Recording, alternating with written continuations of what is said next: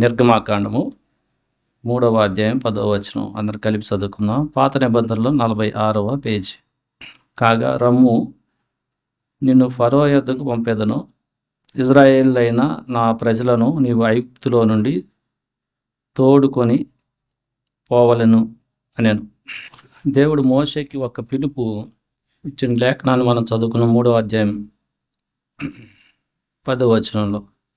ఏంటి ఆ పిలుపు అంటే, నిన్ను ఫరో యొద్దకు పంపెదను, ఇజ్రాయేలీయులైన నా ప్రజలను నీవు ఐగుప్తులో నుండి తోడుకొని పోవలెను. ఇది మోషేకి దేవుడిచ్చిన పిలుపు. దేవుని ప్రజలు ఇజ్రాయేల్ వారు ఐగుప్తు దాసత్వంలో బాధపడుతున్నప్పుడు వారి మొర ప్రభు దగ్గరికి వచ్చినప్పుడు తన ప్రజలైన ఇజ్రాయెల్లో నుండి లేవి అనే గోత్రంలోంచి మోషేని దేవుడు హోరేబు కొండ మీద మోషే గొర్రెలు కాస్తూ వెళ్ళినప్పుడు ఒక దర్శనం ద్వారా మాట్లాడినట్లుగా మనం చూస్తున్నాం ఈ అధ్యాయంలో. ఆ దర్శనము ఏంటంటే 3వ అధ్యాయం 2వ వచనంలో ఒక పొద నడిమిని అగ్ని జ్వాలలలో యెహోవా దూత అతనికి ప్రత్యక్షమాయెను.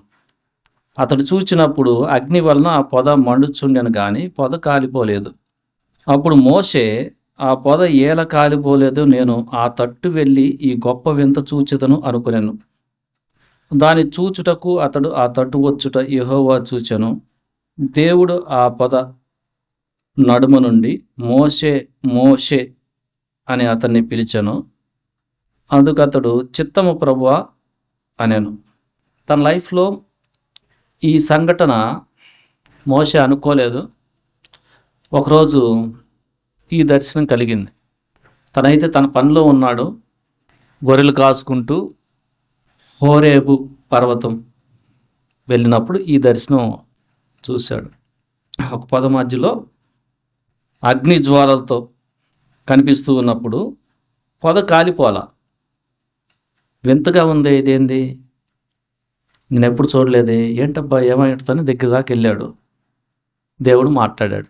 దేవుడు ఇక్కడ మాట్లాడి మోషేకి ఎలాగైతే ఒక పని ఇచ్చాడో అనుకోకుండా జరిగింది తన లైఫ్లో. మోషే అనుకోలేదు అసలు. ఆయనైతే ప్రిపరేషన్లో లేడు, తన పనుల్లో అలా వెళ్తూ ఉన్నాడు. మోషేకి 80 సంవత్సరాలు అప్పుడు, 80 years. తన మామయ్య అయిన ఇత్రో దగ్గర పని చేస్తున్నాడు.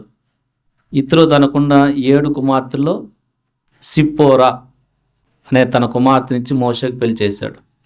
చాలా సంవత్సరాలు, దాదాపుగా 40 సంవత్సరాలు ఆ మామ దగ్గర ఉంటూ ఫరో కుమార్తెకు కొడుకుగా తను అయి ఉండవచ్చు. కానీ ఒక పరిస్థితిని బట్టి ఆయన మిద్యాను దేశానికి వెళ్ళటం, అక్కడ ఇత్రో కుమార్తెను పెళ్లి చేసుకోవటం, తన మామయ్యకి గొర్రెలుంటే దాన్ని కాయటం 40 సంవత్సరాలు తన పనిలో ఉన్నప్పుడు ఈ దర్శనం కలిగింది. దేవుడు అంటున్నాడు, ఇజ్రాయెల్ చేస్తున్న మొర, వారి యొక్క శ్రమ నేను విన్నాను. మీరు 2వ అధ్యాయం కొంచెం చివరిలోకి వెళ్తే 23వ వచనంలో, అలాగున అనేక దినములు జరిగిన మీదట ఐగుప్తు రాజు చనిపోయాను. ఇజ్రాయెలు తాము చేయుచున్న వెట్టి పనులను బట్టి నిట్టూర్పులు విడుచుచు మొరపెట్టుచుండగా తమ వెట్టి పనులను బట్టి వారు పెట్టిన మొర దేవుని యొద్దకు చేరెను. కాగా దేవుడు వారి మూలుగును విని అబ్రహాము, ఇస్సాకు, యాకోబులతో తాను ప్రమాణం చేసి నిబంధనను జ్ఞాపకం చేసుకునేను. దేవుడు ఇజ్రాయేలును చూచెను, దేవుడు వారి యందు లక్ష్యం ఉంచును. సో ఇజ్రాయేలుని ఆ యొక్క పరిస్థితి నుంచి విడిపించుకోవడానికి దేవుడికి ఒక మనిషి కావాలా సాధనంగా. మోషేని ఏర్పరచుకోవాలనుకున్నాడు.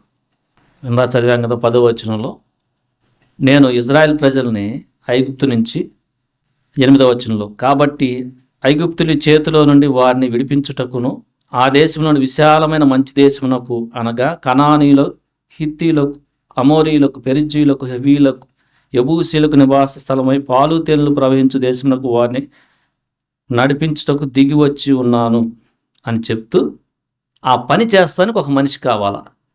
మోషేని ఎన్నుకున్నాడు. సరే, మోషే జీవితంలో ఈ యొక్క పని వచ్చింది. ప్రిపరేషన్గా లేడు, కానీ దర్శనం చూశాడు. మోషే మోషే అని దేవుడు పలికినప్పుడు చిత్తం ప్రభు అన్నాడు. దేవుడు చెప్పిన ఆ మాటకి మోషేకి చాలా డౌట్స్ వచ్చినాయి. అసలు ప్రిపరేషన్లో లేడు. అసలు నేను ఈ పని చేయటమేంది, అసలు నా మాట వింటారా, లక్షల మంది వాళ్ళని నేను అతి బలవంతుడైన రాజు, బలవంతుడైన రథాలు కలిగి అలాంటి యుద్ధ సాధనాలు కలిగిన ఆ రాజు సైనికుల బలము వాళ్ళ నుంచి నేను గొర్రెలు కాసుకునేవాడిని నేను ఎట్లా తీసుకొస్తాను? డౌట్ వచ్చింది ఆయన మోషేకి. అసలు నా మాట లెక్క చేస్తారా అని డౌట్ వచ్చింది. సరే, మోషే ఆ డౌట్స్ని ఎక్స్ప్రెస్ చేస్తున్నాడు దేవునితో. ఏమంటున్నాడు? మనం 13వ వచనం చూస్తే, మోషే చిత్తగించుము, నేను ఇజ్రాయేలు యొద్దకు వెళ్ళి వారిని చూసి మీ పితరుల దేవుడు మీ యొద్దకు నన్ను పంపినని వారితో చెప్పగా వారు ఆయన పేరేమి అని అడిగిన ఎడల వారితో నేనేమి చెప్పవాలనని దేవుణ్ణి అడిగాను. ఈయన క్వశ్చన్స్ వచ్చినాయి. నేను ఇప్పుడు వెళ్ళాను అనుకో, మీరు చెప్పమంటున్నారు మీ దేవుడైన అబ్రహాము, మీ పితరుల దేవుడైన ఇస్సాకు యాకోబు దేవుడు మిమ్మల్ని ఈ ఫరో బంధకాల నుంచి విడిపిస్తానికి నన్ను పంపించాడు అని ఇప్పుడు నేను వెళ్తే వాళ్ళు క్వశ్చన్ వేస్తారు కదా, ఆయన పేరేంటయ్యా అని అడిగితే నేనేం చెప్పాలి అని అంటే, దేవుడు క్యాపిటల్ లెటర్స్లో చూస్తున్నాం, నేను ఉన్నవాడను అనువాడను అని చెప్తున్నాడు. అంటే నేను ఆది అంతం లేనివాడును. ఈ మాట బట్టే యావే అనే పేరు వచ్చింది, దీన్ని బట్టే యెహోవా అనే పేరు వచ్చింది. సో దేవుడు తన పేరు అడిగితే ఏం చెప్పాడంటే, నేను ఎప్పటి నుంచో ఉన్నవాడును, ఇప్పుడు ఉంటున్నవాడును, ముందు కూడా ఉండబోయేవాడిని, ఆల్ఫా ఒమేగా, ఆది అంతం లేని వాడిని ఉన్నాడని చెప్పు వాళ్ళకని చెప్పాడు. ఆ తర్వాత మోషేకి ఇంకా చాలా డౌట్స్ ఉన్నాయి. దేవుడైతే చెప్తున్నాడు, నేను నిన్ను పిలిచి ఈ పని ఇచ్చానని నీకు ఎలా తెలుస్తుందంటే, నీవు వాళ్ళని తోడుకొని వచ్చి హోరేబు కొండ మీద నాకు బలులు అర్పిస్తారు. క్లియర్గా చెప్తున్నాడు. దేవుడు మాట అయితే చెప్పాడు, ఆయన మాట చెప్పి నెరవేరుస్తాడు. కానీ భక్తుడికి ఏమొస్తుంది డౌటు, ఇది నేను ఎట్లా చేయగలను, అసలు నేను చెప్తే వాళ్ళే వింటారా, ఒకరా? ఆ రోజు నేను ఇద్దరు నా ప్రజలు పోట్లాడుతూ ఉంటే వారికి ఒకరికి బుద్ధి చెప్తేనే నన్ను భయపెట్టాడు, నేను వారి విడిపించాలంటే అలాంటి బలం లేని నాకు ఎట్లా సాధ్యం ఇది? 6 లక్షల మందిని ఫరో మామూలుగా రమ్మంటం కాదు, వీళ్ళు వినటం కష్టం ఒకటే, వీళ్ళు ఎవరు బంధకాల్లో ఉన్నారు? ఫరో యొక్క బంధకాల్లో ఉన్నాడు, ఈజీ పంపిస్తాడా అని ఆయనకు వచ్చిన డౌట్లు.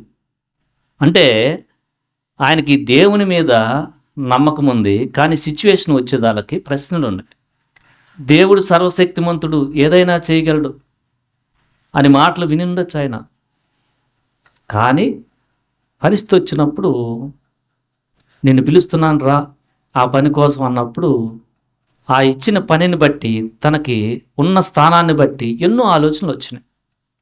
4వ వచనంలో మొదటి మాటలో, అందుకు మోషే చిత్తగించుము, వారు నన్ను నమ్మరు, నా మాట వినరు. దేవుడితో మాట్లాడుతూ ఉన్నాడు.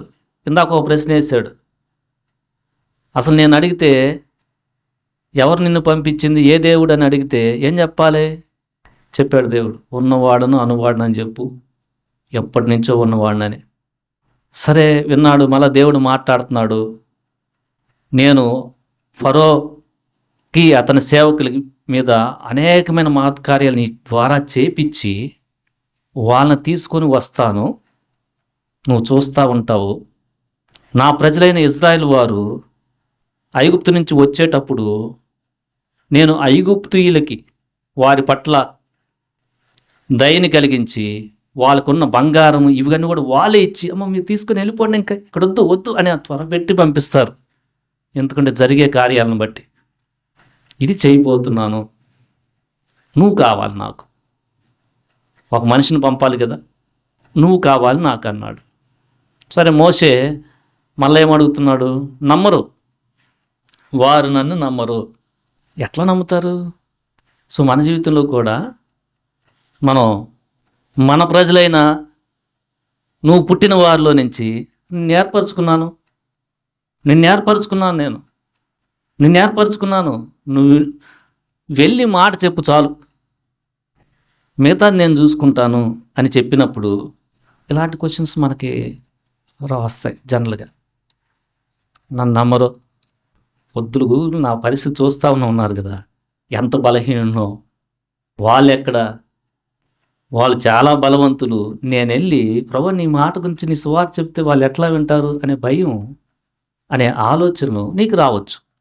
అయితే నువ్వు మాట అయితే వింటున్నావు. దేవుడు సర్వశక్తిమంతుడు, యేసుక్రీస్తు మృతులను సైతం సజీవులుగా లేపాడు, అనేకమైన అద్భుతాలు చేశాడు.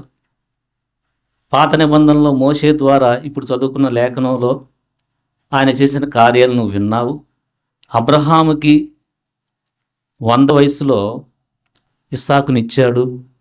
గిద్యోనుని పరాక్రమ కలిగిన బలాఢ్యుడని చేసి మిద్యాల నుంచి ఇజ్రాయెల్ని విడిపించట్లో గిద్యోను వాడుకున్నాడు. ఇవన్నీ నీకు తెలుసు. దేవుడు నీకు పని ఇస్తున్నాడు. నాన్న నేను ఎన్నుకున్నాను, నువ్వు కావాలిరా అనగానే మనకెన్నో ఆలోచనలు వస్తాయి. రియాలిటీగా అది ఒప్పుకోవాలా. ప్రభు తర్వాత బలపరుస్తాడు. భగత్ సింగ్ గారిని ఆయన ఎక్స్పీరియన్స్, ఆయన రాసుకున్న సాక్ష్యంలో పరిచర్య పిలిస్తే, అమ్మో పరిచర్య చాలా కష్టం, నా వల్ల కాదు, జాబ్ చేసి నెలకి నీ కానుక ఇవ్వమంటే ఇస్తా, పరిచర్య అంటే చాలా కష్టం అనగానే నీ జాబ్ డబ్బులు కాదు, నువ్వు నాకు కావాలి అన్నాడు. చివరికి ఎట్లయితే ఆయన సేవకు వచ్చాడు, గొప్ప పరిచర్య ఆయన చేశాడు. సో మన జీవితంలో కూడా దేవుని పని చేయమంటుంటే నీకు క్వశ్చన్స్ వస్తుంటే, మోషే కూడా ఆ పరిస్థితిలో నుంచి వెళ్ళాడు. కానీ శ్రద్ధ వహించు, నీ దేవుడు బలవంతుడు. నీ బలహీనతలో ఆయన యొక్క శక్తి పరిపూర్ణం అవుతుంది. పౌలు చెప్పాడు, నీ బలాన్ని బట్టి కాదు పరిచర్య చేసేది, ఆయన ఆత్మచేతనే ఇది జరుగుతుంది. నువ్వు జాగ్రత్త పడు. ఏమన్నా క్వశ్చన్స్ ఉంటే ప్రభుతో ఉన్నట్టుగా చెప్పుకో, ఆయన బలపరుస్తాడు. మోషే చెప్తున్నాడు, నన్ను నమ్మరు అనగానే నీ దగ్గర ఏంటి ఆ చేతులు అన్నాడు. కర్ర అన్నాడు. ఎందుకంటే కర్ర పట్టుకొని గొర్రెలు కాస్తాను, కర్ర తోలుకుంటే వెళ్తాడు కదా, కర్ర కింద పడేయి అన్నాడు. పాము అయింది. కర్రను కింద పడేయంగానే పాము అయింది. మళ్ళా తోక పట్టుకో అన్నాడు. తోక పట్టుకున్నాడు, మళ్ళా కర్ర అయింది. దీన్ని బట్టి అక్కడ నువ్వు అట్లా చేస్తే నేను చేపిస్తాను ఈ అద్భుతం, నువ్వు వెళ్ళు, నేను నమ్ముతారు అన్నాడు. ఒకవేళ నమ్మలేదనుకో, దీన్ని బట్టి నమ్మలేదు, నీకు ఇంకా డౌట్గా ఉంది, నీ చెయ్యి ఇక్కడ పెట్టుకో, చెయ్యిది అనగానే మోసే చెయ్యి కుష్టు చెయ్యి అయిపోయింది, తెల్లగా అయిపోయింది. మళ్ళా పెట్టుకో, తీయి అనగానే మామూలుగా వచ్చింది. దీన్ని బట్టన్నా నమ్ముతారు. ఎందుకంటే ఈ కార్యాన్ని కూడా నేను నీ చేత చేయించబోతున్నా. ఈ రెండింటి బట్టి నమ్మలేదనుకో, నువ్వు ఏటి నీళ్ళని రక్తముగా మారుస్తావు. 9వ వచనం, వారు ఈ 2 సూచనలు బట్టి నమ్మక నీ మాట వినకపోయిన ఎడల నీవు కొంచెం ఏటి నీళ్లు తీసి ఎండిన నేల మీద పోయవలను. అప్పుడు నీవు ఏటిలో నుండి తీసిన నీళ్లు పొడి నేల మీద రక్తమవుతాయి. ఇది 3వది. నీ చేత ఈ అద్భుతాన్ని కూడా నేను చేయిస్తాను, నువ్వు వెళ్ళు అన్నాడు. అప్పటికి ఆయన తడబడుతున్నాడు.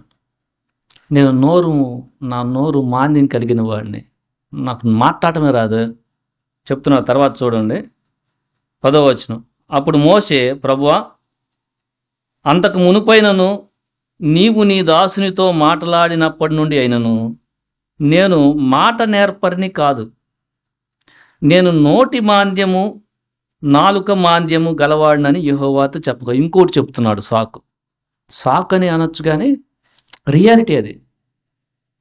దడొస్తుంది.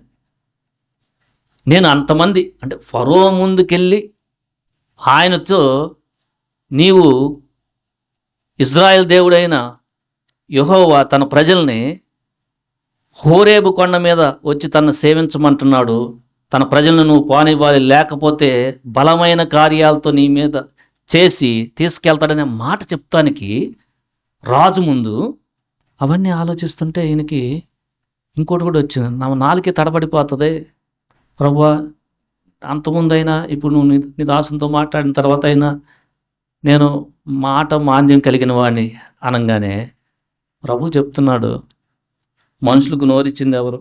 మోగవాడినే కానీ, చెవిటివాడినే కానీ, దృష్టి గలగవాడినే కానీ, గుడ్డివాడిని కానీ పుట్టించింది ఎవడు? యెహోవానైనా నేనే కదా. 11 వచనం. కాబట్టి వెళ్ళుము, నేను నీ నోటికి తోడై ఉండి నీవు ఏమి పలకవలసినది నీకు బోధించదనని అతనితో చెప్పాను. యేసుప్రభు వారు కూడా ఆయన పరలోకంకి ఆరోహణమై వెళ్ళిన తర్వాత మీరు వేచి ఉండండి, మీరు పరిశుద్ధాత్మ వచ్చినప్పుడు మీరు శక్తి నొందుతారు. అపోస్తల కార్యములు 1వ అధ్యాయం 8వ వచనం చదివితే చదవండి ఒకరు తీసిన వారు.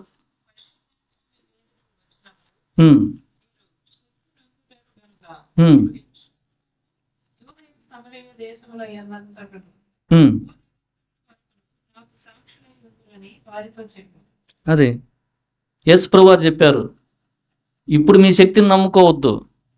ఏంటి మమ్మల్ని పంపితే మేమేం చేయగలం అని అనుకోవద్దు. మీకు నా శిష్యులైన మీకు పరిశుద్ధ ఆత్మని ఇస్తున్నాను, అప్పుడు మీకు దేవుని శక్తి మీలోకి వస్తుంది, మీరు డిఫరెంట్ పర్సన్గా ఉంటారు, మీరు చేయగలరు అని చెప్తున్నాడు.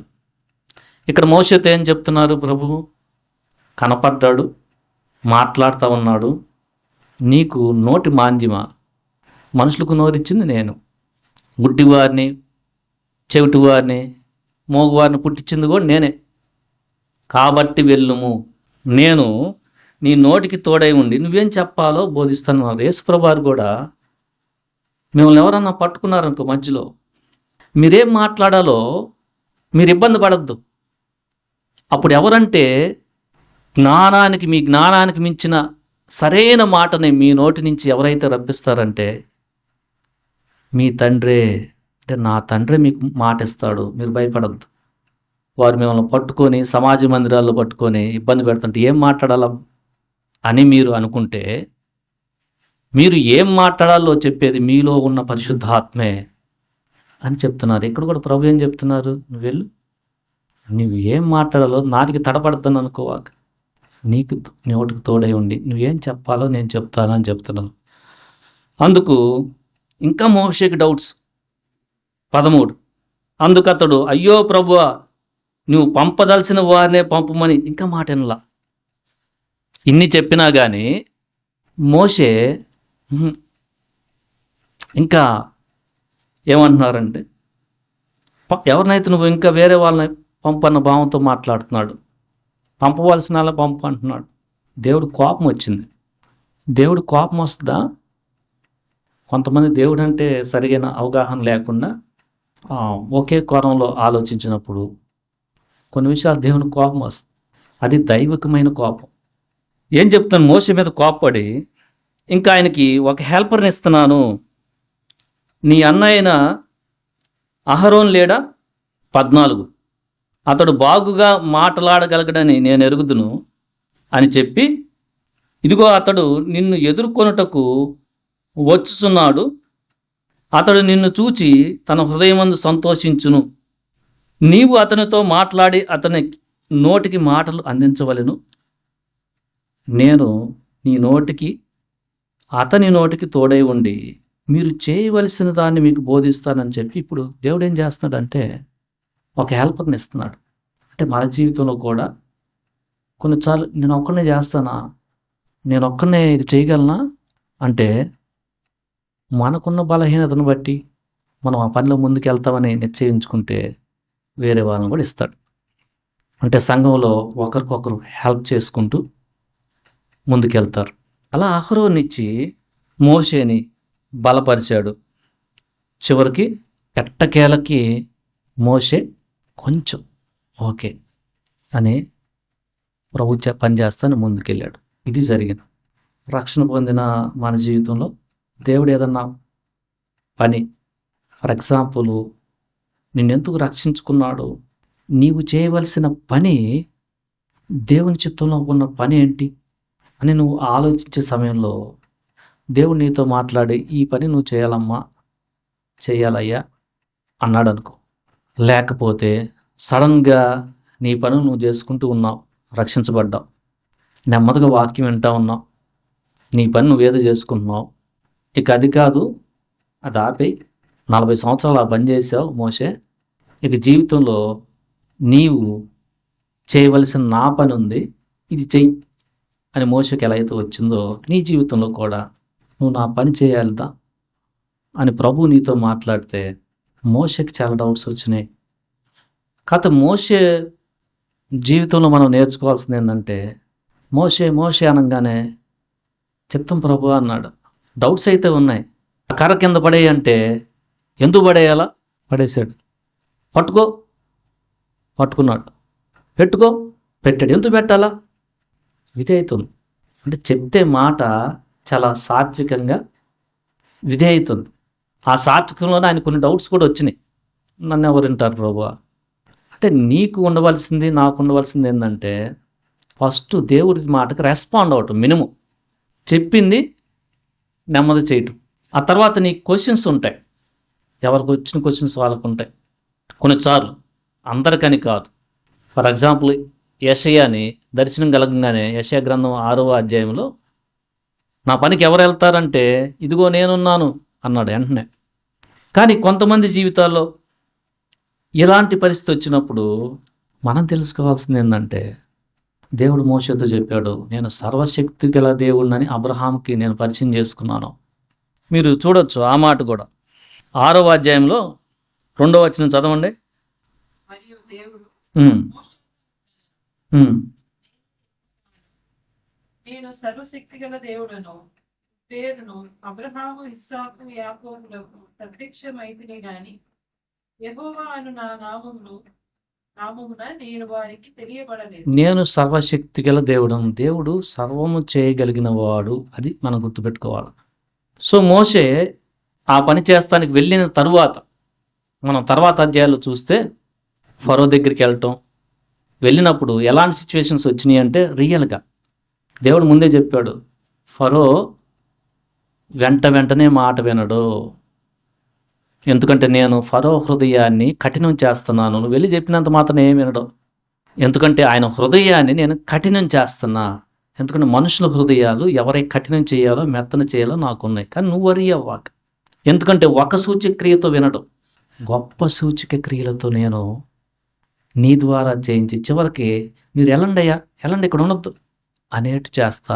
ఎందుకంటే ఒక సూచక్రియతో చేశాను అనుకో, కొన్నిసార్లు నీకు డౌట్ వచ్చేస్తా, వాంగన అయిపోయిందా అనుకుంటా. అలా జరగదు, వినడో.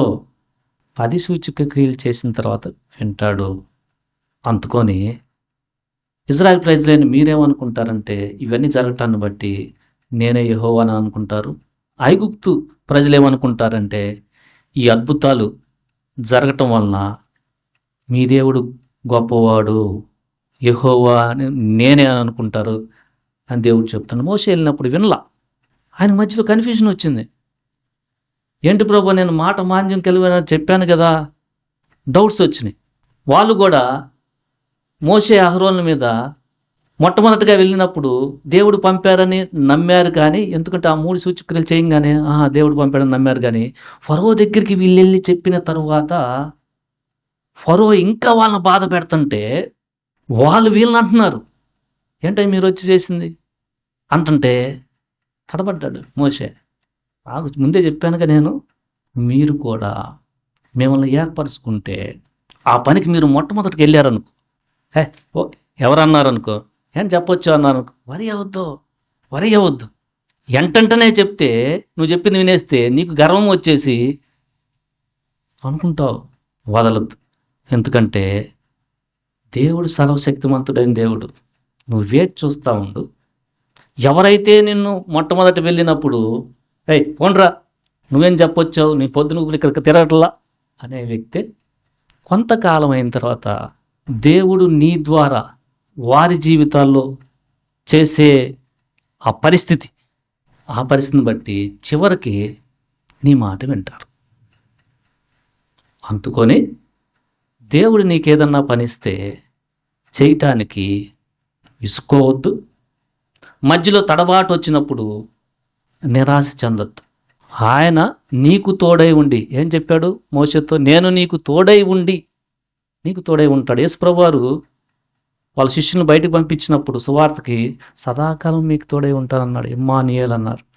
సో మన జీవితంలో కూడా ఆయన మనకి ఒక పనిచ్చి మాట్లాడి లేఖనం ద్వారా కానీ దర్శనం ద్వారా కానీ మాట్లాడితే నీకు ఆయన తోడై ఉండి ఆ పనిని నువ్వు నెరవేర్చుటలో నీకు చివరి దాకుండి సహాయం చేస్తాడు. దేవుడి మాటలు దీవించునుగాక.